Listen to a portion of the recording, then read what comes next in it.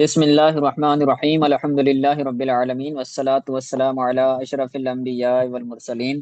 ہمارا نور الازا کے اسباق کا سلسلہ جاری و ساری ہے۔ نور الازا فقہ حنفی کی ابتدائی عربی کتاب ہے، اور اس کے اندر فقہ کے مختلف مسائل ذکر کیے گئے ہیں۔ ہم کتاب الصلاۃ پڑھ رہے تھے، اور کتاب الصلاۃ کے اندر ہم نے باب الامامت شروع کیا تھا، یعنی کل گزشتہ جو درس ہوا تھا اس کے اندر ہم نے امام کی شرائط بیان کی تھی کہ امام بننے کے لیے شخص کے اندر کون کون سی چیزیں کا ہونا ضروری ہے۔ پہلی چیز تھی مسلمان ہونا، دوسری چیز تھی عاقل ہونا، تو اس کے متعلق ایک طویل بحث بھی کی گئی تھی۔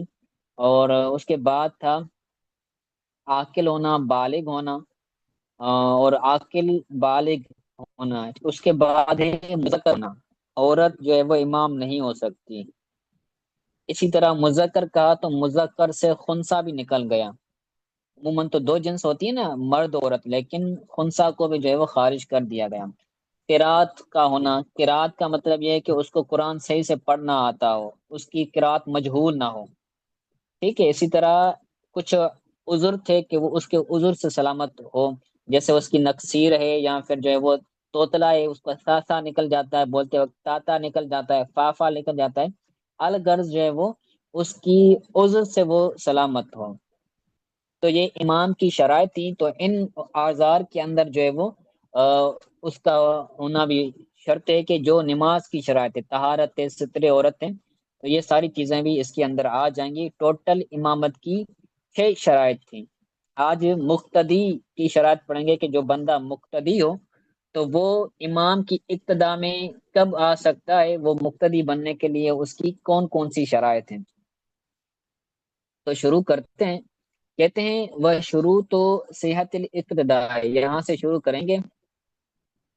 وہ شروع تو صحت الاقتداء 14 شیئا، اقتدا کی صحت کی، اقتدا کے درست ہونے کی 14 شرائط ہیں۔ مبتدا اور خبر والا ترجمہ کریں گے۔ اقتدا کے درست ہونے کی 14 شرائط ہیں۔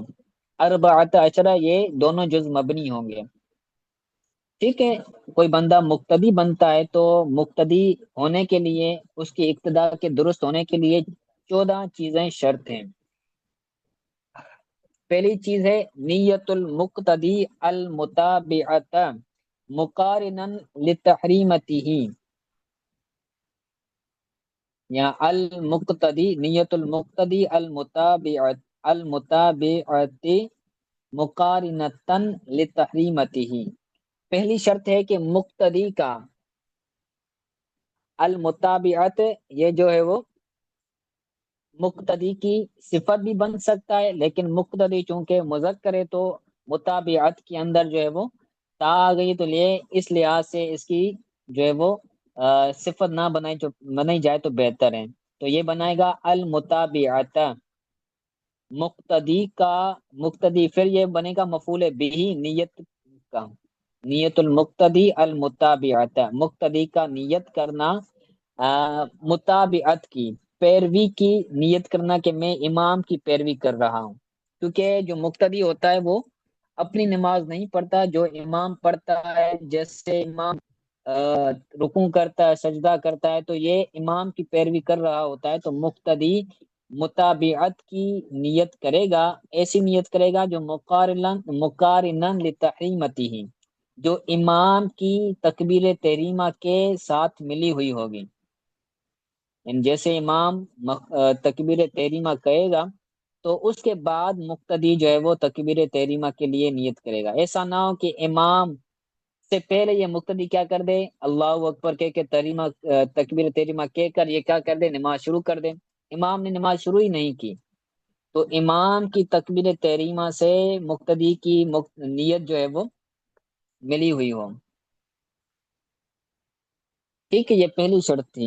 اس کے بعد کہتے ہیں وہ نیت الرجل الامامت، امامت شرط، شرط لصحت الاقتداء النساء به، اسی طرح اسی طرح مرد کا امام امامت کی نیت کرنا یہ عورت کی اقتدا کی صحیح ہونے کے لیے شرط ہیں۔ نیت الرجل الامامت شرط لصحت الاقتداء النساء بھی، مرد کا امامت کی نیت کرنا شرط ہے عورتوں کی اقتدا کے درست ہونے کے لیے۔ یہ مسئلہ ہے کہ اگر کوئی بندہ جو ہے وہ امام ہے، اس کے پیچھے عورتیں نماز پڑھنا چاہیں تو عورتیں پڑھ سکتی ہیں، لیکن اس کے لیے شرط ہے کہ امام جو ہے وہ نیت کرے گا کہ میں عورتوں کا بھی امام ہوں۔ پہلے تو ترتیب بیان کی گئی ہے کہ پہلے مرد ہوں گے، مرد ہونے کے بعد اس کے بعد بچے آئیں گے، بچوں کے بعد آخر میں عورتیں آئیں گی۔ اگر کوئی اس طرح کی ترتیب بن جاتی، جیسے تراویح بعض اوقات بعض مقامات میں عورتیں بھی مردوں کے پیچھے تراویح وغیرہ پڑھتی ہیں، تو وہاں پر ترتیب یہ رکھی جائے گی پہلے مرد ہوں گے، پھر بچے ہوں گے، اس کے بعد آخری صف کے اندر عورتیں ہوں گی۔ اور یہاں پر عورتوں کا مرد کے پیچھے نماز پڑھنا درست تب ہو گئی جب وہ امام جو مرد ہے وہ نیت کرے گا کہ میں ان عورتوں کا بھی امام ہوں۔ جیسے بندہ امام ہوتا ہے کہ وہ نیت کرتا ہے نا، میں نیت کرتا ہوں 2 رکعت یا 4 رکعت نماز کی، ظہر کی یا فجر کی، اس کے بعد تو وہ یہ بھی الفاظ کہے گا کہ میں عورتوں کا بھی امام ہوں۔ الفاظ کہہ دے تو بہتر ہے، ورنہ نیت دل کے پکے ارادے کو کہتے ہیں۔ ٹھیک ہے، اگر وہ بندہ یہ نیت نہ کرے تو پھر عورتوں کی جو ہے وہ نماز پڑھنا اس مرد کے پیچھے درست نہیں ہوگی، عورتوں کو دوبارہ پڑھنا پڑے گی۔ اس کے بعد کہتے ہیں وَتَقَدُّمُ الْإِمَامُ وَتَقَدَّمُ الْإِمَامُ امامی بِعَقِبَیہِ عَنِ الْمَامُونِ، امام کا مقتدی سے آگے ہونا۔ تقدم الامام بعقبیہ بعقبہ عن المعموم، معموم کہتے ہیں مقتدی کو جس کی امامت کی جائے، تو جس کی امامت کی جاتی ہے وہ مقتدی ہوتا ہے ہمارے عرف کے اندر۔ تو مقتدی کے بے عین ہی امام آگے ہوگا، اگر 2 3 مقتدی ہیں تو امام جو ہوگا وہ آگے ہوگا، اور جو مقتدی ہوں گے وہ بے عین ہی اس کے پیچھے ہوں گے۔ ٹھیک ہے، اگر ایسا ہے کہ امام بھی برابر میں کھڑا ہے، مرد جو مقتدی ہیں، یہ ان مقتدیوں کی بات ہو رہی کہ جو 1 یا 2 مقتدیوں سے زائد ہیں۔ ویسے تو ایک مقتدی ہو اور ایک امام ہو تو پھر ان کے اندر تھوڑا سا فرق رکھا جاتا ہے، بالعموماً وہ ایک ہی ساتھ کھڑے ہوتے ہیں، لیکن ان کے اندر تھوڑا سا فرق ہوتا ہے کہ امام تھوڑا سا آگے ہوتا ہے اور مقتدی تھوڑا سا پیچھے ہوتا ہے جب مقتدی ایک ہو۔ لیکن جب مقتدی ایک سے زائد ہوں تو پھر کیا ہوگا، امام جو ہے وہ بہت آگے چلا جائے گا اور مقتدی اس کے پیچھے آ جائیں گے، تو یہ بھی شرط ہے۔ ٹھیک ہے، یہ شرط ہو گئی۔ اس کے بعد یہ تھی اس باتی چیزیں کہ یہ چیزیں ہونی چاہیے، اب جو ہے وہ انکاری شرطیں کہ یہ چیزیں نہ ہونی چاہیے۔ کہتے ہیں وَأَلَّا يَكُونَ أَدْنَىٰ حَالًا مِّنَ الْمَعْمُومِ، کہ جو امام ہے وہ مقتدی سے حال کے اعتبار سے ادنا نہ ہو، جو امام ہے وہ مقتدی سے حال کے اعتبار سے ادنا نہ ہو، یعنی جو امام ہے وہ نفل پڑھنے والا ہو اور جو مقتدی ہے وہ فرض پڑھنے والا ہو، تو جو مقتدی فرض پڑھنے والا ہے وہ نفل پڑھنے والے امام کے پیچھے اس کی نماز نہیں ہوگی۔ ایک یہ بھی معنی ہو سکتی ہے، اور دوسرا یہ ہے کہ جو امام ہے وہ معذور ہو اور مقتدی جو ہے وہ صحیح سلامت ہو، امام جو ہے وہ ادنا حال کا نہ ہو، تو اس کے اندر 2 احتمال بھی بنتے ہیں۔ ٹھیک ہے، وَأَلَّا يَكُونَ أَدْنَىٰ حَالًا مِّنَ الْمَامُومِ، امام مقتدی سے حال کے اعتبار سے ادنا نہ ہو۔ وَأَلَّا يَكُونَ الْإِمَامُ مُصَلِّيًا فَرْضًا غَيْرَ فَرْضِهِ، اور امام ایسا فرض پڑھنے والا نہ ہو کہ جو مقتدی کے فرض کے علاوہ ہو۔ امام نیت کرے جو ہے وہ ظہر کی کہ میں ظہر کی نماز پڑھا رہا ہوں، اور مقتدی نیت کرے فجر کی وہ قضا پڑھ رہا ہو تو ایسا نہیں ہے، یا امام جو ہے وہ قضا پڑھ رہا ہو اور جو مقتدی ہے وہ قضا پڑھ رہا ہو، تو دونوں کے فرض کا متفاوت ہونا، مختلف ہونا، یہ بھی ابتدا کے درست ہونے کے لیے جو ہے وہ نہیں ہو سکے گا۔ درست تب ہوگی جب دونوں کا فرض ایک ہو، امام بھی اگر ظہر کا فرض پڑھ رہا ہے تو مقتدی بھی ظہر کا فرض پڑھے، امام اگر فجر کی قضا پڑھ رہا ہے تو مقتدی بھی فجر کی قضا پڑھ رہا ہے، تو دونوں مقتدی اور امام دونوں کی جو نماز فرض پڑھی جا رہی ہے وہ ایک ہی فرض۔ ٹھیک ہے، آگے کہتے ہیں وَأَلَّا يَكُونَ مُقِيمًا لِمُسَافِرٍ بعد الوقت فی رباعیت، اور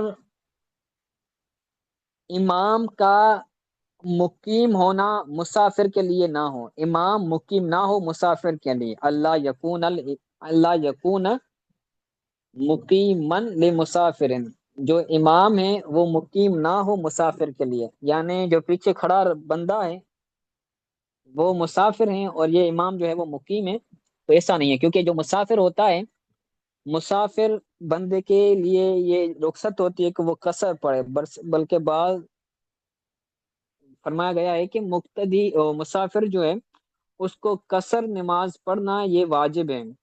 قصر کا مطلب یہ ہے کہ اگر 4 رکعتوں والی نماز ہے تو مسافر جو ہے وہ 2 رکعت پڑھے گا، تو اب امام ظہر کا فرض پڑھ رہا ہے، وہ مقیم ہے، وہ 4 رکعتیں پڑھے گا، اور مسافر جو ہے وہ 2 رکعتیں پڑھے گا، تو ایسا نہیں ہے، ایسا نہ ہو کہ امام مقتدی ہو اور امام جو ہے وہ مقیم ہو اور جو مقتدی ہے وہ مسافر ہو، لیکن اس کے اندر شرط ہے پھر رباعیتیں، 4 رکعتوں والی نماز کے اندر رباعیتیں، 4 رکعتوں والی نماز میں ایسا نہ ہو، اگر فجر ہے تو فجر مقیم بھی مسافر بھی 2 2 رکعتیں پڑے گا، اگر مغرب ہے تو مغرب میں مقیم ہو یا مسافر ہو دونوں 3 3 رکعتیں پڑھیں گے۔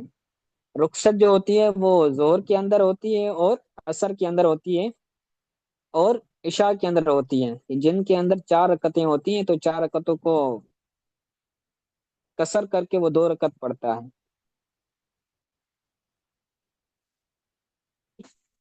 ولا مسبوکن، اور نہ ہی مسبوک ہو، یعنی مسبوق ہونے کا مطلب یہ ہے کہ وہ جو بندہ ہے، امام ہے جو بندہ مسافر ہے، تو مسافر مقتدی نہ ہو، جو مقتدی ہے وہ مقتدی مسافر ہو، اور مسافر ہونے کی حالت میں وہ جو ہے وہ مسبوق نہ بنے۔ ٹھیک ہے، یہ سمجھ آ گیا؟ پھر آگے پڑھیں۔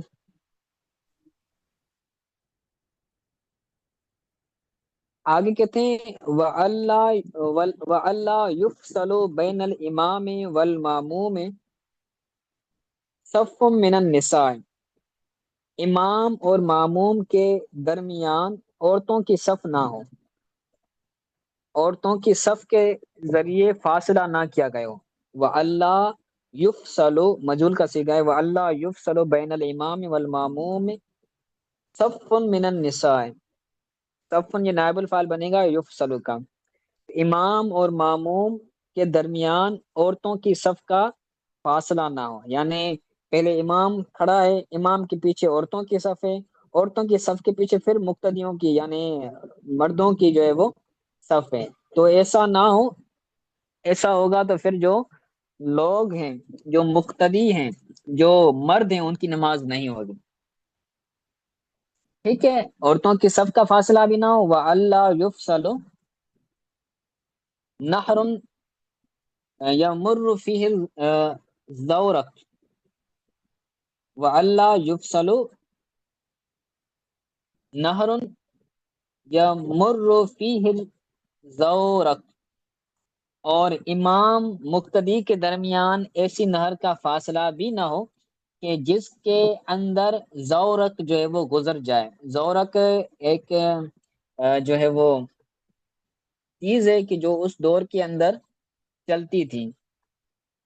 یعنی ایک یہ گاڑی سمجھ لیں.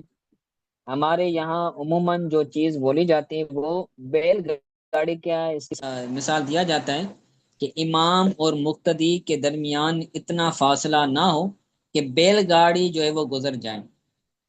اگر اتنا فاصلہ ہے کہ بیل گاڑی بیچ سے گزر جائے تو پھر امام اور مقتدی کی نماز یہ درست نہیں ہوگی. کم فاصلہ ہونا چاہیے. ٹھیک ہے. ولا طریق تمر فیہ العجلۃ، اور ایسا راستہ بھی نہ ہو کہ جس کے اندر جلدی کے طور پر گزرا جائے.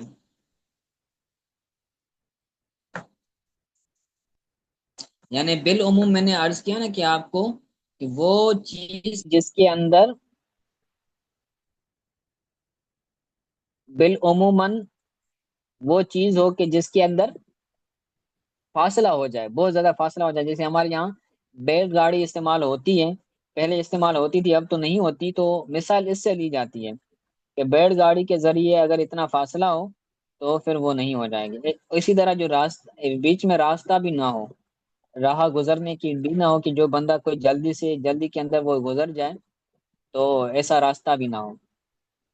ولا حائطن او ولا حائطن یشتبہ مع العلم بانتقالات الامام. یا اس کو موجود پڑھ دیں، یشتبہ معہ العلم بانتقالات الامام. اور ایسی دیوار بھی نہ ہو امام اور مقتدی کے درمیان، ایسی دیوار بھی نہ ہو کہ جس دیوار کے ساتھ علم مشتبہ ہو جائے امام کی انتقالات کا.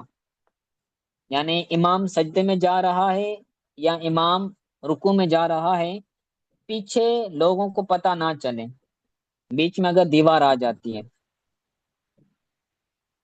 لیکن اگر علم کا انتقالات کا، امام کے انتقالات کا پتہ چلتا ہے، علم ہوتا ہے، تو اب وہ دیوار بھی ہوگی تو پھر امامت درست ہو جائے گی. جیسے ہماری اب تو مساجد پکی بن گئی ہیں، تو بسا اوقات جو ہے وہ مسجدوں کے بیچ میں صحن کے اندر یا برانڈوں کے اندر جو ہے وہ دیواریں ہوتی ہیں، دروازے ہوتے ہیں. دروازے جو ہے وہ اندر اے سی چل رہی ہوتی ہے، ایئر کنڈیشن چل رہی ہوتی ہے، تو دروازے بند ہوتے ہیں.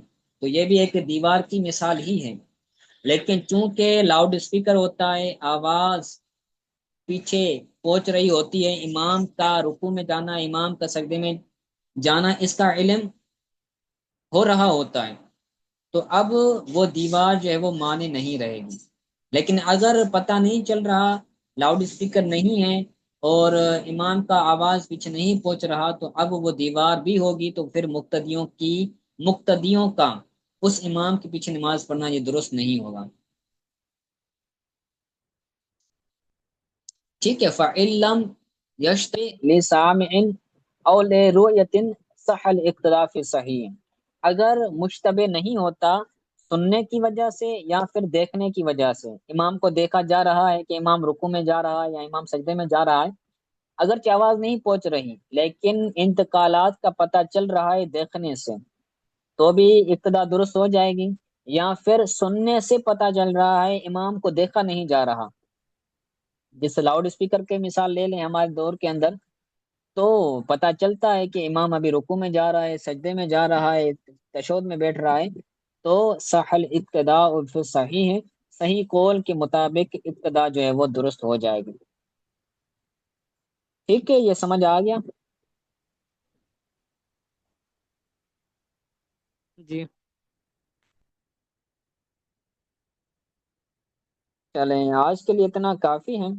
اس کو دیکھ لیجیے گا اچھی طرح سے، انشاءاللہ تعالیٰ پھر آگے اس کی مزید شرائط پڑھیں گے. آج کے سبق کے حوالے سے اگر کوئی بات سمجھ نہ آئی اور رہ گئی اور مانا ترجمہ تو پوچھ لیں.